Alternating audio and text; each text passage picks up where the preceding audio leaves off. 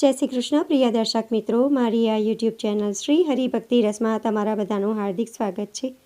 આજના વિડીયોમાં આપણે માતા શૈલપુત્રી વિશે શ્રવણ કરીશું। નવરાત્રિના પ્રથમ દિવસે માતા શૈલપુત્રીની પૂજા કરવામાં આવે છે। માતા દુર્ગાનું નામ શૈલપુત્રી રાખવામાં આવ્યું કારણ કે તેમનો જન્મ પર્વત રાજા હિમાલયની પુત્રી તરીકે થયો હતો। માતા શૈલપુત્રીના જમણા હાથમાં ત્રિશૂળ અને ડાબા હાથમાં કમળનું પુષ્પ તેમજ મસ્તક પર ચંદ્ર શોભી રહ્યો છે। તેમનું વાહન વૃષભ છે। વંદે વાંછિત લાભાય ચંદ્રાર્ધકૃત શેખરામ વૃષારૂઢામ શૂલધરામ શૈલપુત્રી યશસ્વિનીમ। માં શૈલપુત્રીનો વાસ વારાણસીમાં હોવાનું માનવામાં આવે છે। અહીં દેવી શૈલપુત્રીનું વિશાળ પ્રાચીન મંદિર છે। એવી માન્યતા છે કે દેવી શૈલપુત્રીના દર્શનથી જ લોકોની મનોકામનાઓ પૂર્ણ થાય છે। એવું પણ કહેવાય છે કે જો કોઈ દંપતીને દાંપત્ય જીવનમાં કષ્ટ હોય તો નવરાત્રિના પ્રથમ દિવસે જે કોઈ માં શૈલપુત્રીના દર્શન કરે છે અને તેમની પૂજા કરે છે તેમના લગ્ન જીવનની તમામ પરેશાનીઓ દૂર થઈ જાય છે। માતા શૈલપુત્રીનું વાહન વૃષભ છે, તેથી તેમને વૃષરુદ્ધ પણ કહેવામાં આવે છે। માતા શૈલપુત્રીના જમણા હાથમાં ત્રિશૂળ અને ડાબા હાથમાં કમળનું ફૂલ છે।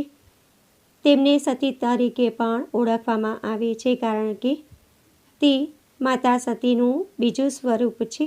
નવરાત્રિના પ્રથમ દિવસે માં શૈલપુત્રીની પૂરી શ્રદ્ધા ભક્તિથી પૂજા કરવામાં આવે છે। માતાજીની પૂજા કેવી રીતે કરવાની તે મેં નવરાત્રિના વિડીયોમાં જણાવ્યું છે, તો તમે એ વિડીયો શ્રવણ કરી શકો છો। હું વિડીયોના અંતમાં એ વિડીયો આપી દઈશ। નવરાત્રિના 9 દિવસોમાં દુર્ગા માતાના અલગ અલગ સ્વરૂપની પૂજા કરવામાં આવે છે। પ્રથમ દિવસે માતા શૈલપુત્રીની પૂજા કરવામાં આવે છે। નવરાત્રિના દિવસે બ્રહ્મ મુહૂર્તમાં ઉઠી સ્નાનાદિ કાર્ય પતાવી તમારે સ્વચ્છ કપડાં પહેરવા, ત્યારબાદ તમારા ઘરને તથા પૂજા ઘરને પવિત્ર કરવું, સાફ સફાઈ કરવી અને આંગણામાં પાણીનો છંટકાર કરી રંગોળી પૂરવી, આખા ઘરમાં ગંગાજળ છાંટવું અને પૂજા ઘરમાં એક બાજોટ પર લાલ રંગનું કપડું પાથરી તેના પર માતા શૈલપુત્રીની મૂર્તિની સ્થાપના કરવાની। જો તમારી પાસે દુર્ગા માતાની અલગ અલગ સ્વરૂપની મૂર્તિ કે છબી ન હોય તો તમે મા અંબાનો કે દુર્ગાનો ફોટો કે મૂર્તિ પણ સ્થાપિત કરી શકો છો। ત્યારબાદ માતાની મૂર્તિને અભિષેક કરવો। પ્રથમ પંચામૃતથી અભિષેક કરવો, ત્યારબાદ શુદ્ધ જળથી અભિષેક કરવો, ત્યારબાદ તેમને વસ્ત્રો અર્પણ કરવા, કંકુ, ચોખા, અબીલ, ગુલાલ, સિંદૂર, ફૂલ અર્પણ કરવા। માતાજીની પૂજા કરતી વખતે તમારે મંત્રનો જાપ કરવો। માતા શૈલપુત્રીનો મંત્ર છે દેવી શૈલપુત્રે નમઃ વંદે વાંછિત લાભાય ચંદ્રાર્ધ કૃત શેખરમ। આ મંત્રનો તમારે સતત જપ કરવો। ત્યારબાદ ધૂપ કરી આરતી ઉતારવી। ભોગમાં તમારે ફળ, મીઠાઈ અથવા નાળિયેરનો પ્રસાદ ધરાવવો। ત્યારબાદ થાળ ગાઈ અને પ્રસાદને અડોશ પડોશમાં વહેંચી દેવો। નવરાત્રિના 9 દિવસમાં તમારે માતાજીના પાઠ કરવા।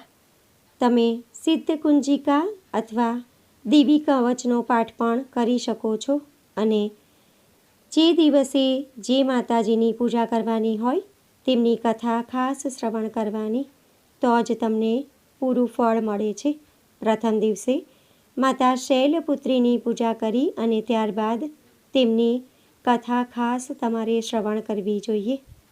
તો હવે આપણે માતા શૈલપુત્રીની કથાનું શ્રવણ કરીશું, તો વિડીયો તમે અંત સુધી જોતા રહેજો। માતા શૈલપુત્રીની પૂજા જીવનમાં સ્થિરતા અને સંકલ્પ લાવે છે। નવરાત્રિના પ્રથમ દિવસે માતા શૈલપુત્રીની પૂજા શા માટે કરવામાં આવે છે તેના વિશે હવે આપણે શ્રવણ કરીશું।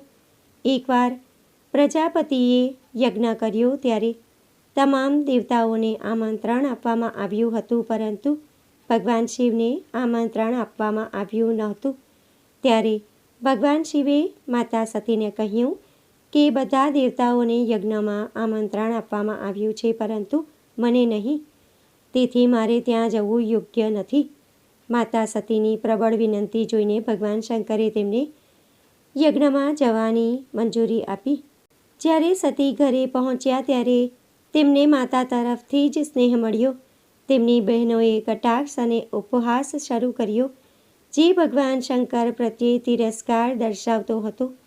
દક્ષે તેમને અપમાનજનક શબ્દો પણ કહ્યા, જેના કારણે માતા સતી ખૂબ ગુસ્સે થઈ ગયા. તે પોતાના પતિનું અપમાન સહન ન કરી શક્યા અને યોગની અગ્નિમાં પોતાની જાતને બાળીને રાખ થઈ ગયા. આ દુઃખથી વ્યથિત થઈને ભગવાન શંકરે યજ્ઞનો નાશ કર્યો.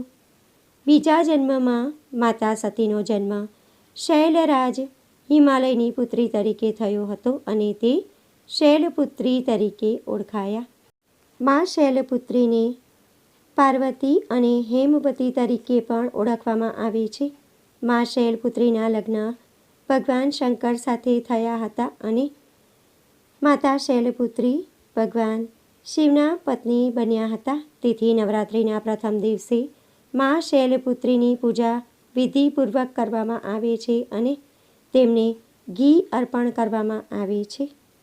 તો ભક્તો, આજના વિડીયોમાં આપણે માતા શૈલપુત્રી નામ કેવી રીતે પડ્યું, તેમની પૂજા કેવી રીતે કરવાની અને માતા શૈલપુત્રીની કથા શું છે, તે બધું જ આપણે શ્રવણ કર્યું.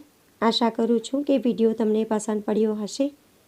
વિડીયો તમને પસંદ પડ્યો હોય તો વિડીયોને લાઈક કરી બીજા લોકો સુધી વિડીયોનો પ્રચાર કરજો, જેથી બીજા લોકો પણ કથા શ્રવણ કરી શકે.